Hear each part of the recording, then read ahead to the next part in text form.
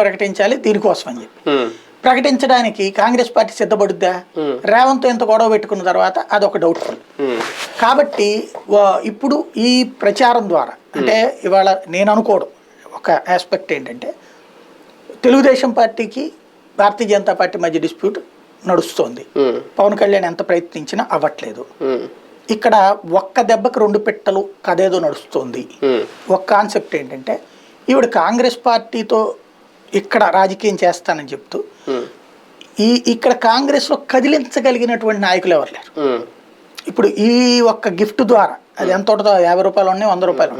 ఆ గిఫ్ట్ ద్వారా భారీ ప్రచారం సంపాదించింది కదా, కాంగ్రెస్ అధిష్టానం నోటీసులోకి వెళ్ళింది కదా.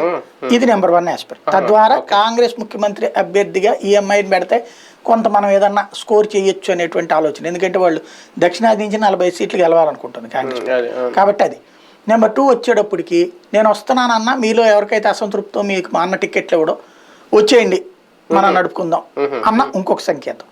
మూడోది వచ్చేటప్పటికి తెలుగుదేశం పార్టీ ఎన్డీఏలో జరగకపోతే ఆ ఎన్డీఏలోకి వచ్చేయండి మనందరం కలుద్దాం అని తెలుగుదేశంతో మచ్చిక చేసుకోవడం. ఇప్పుడు పురంధేశ్వరి కనుక చంద్రబాబుతో ఎట్లా మచ్చిక చేసుకునే ప్రయత్నం చేస్తుందో ఈవిడ కాంగ్రెస్ తరపున మచ్చిక చేసుకునే ప్రయత్నం చేస్తుంటారు.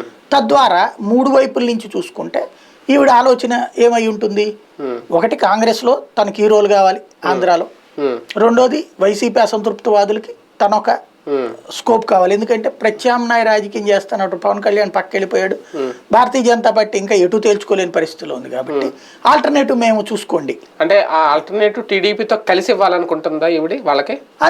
అంతే కదా. అంటే ఇప్పుడు సింగిల్ గా చేస్తే కాంగ్రెస్ పార్టీకి ఏముంటది? ఇప్పుడు కనుక పొరపాటు బీజేపీ పొత్తు కుదరలేదు అనుకోండి వీళ్ళకి, అప్పుడేమి లెక్కేసుకుంటారు?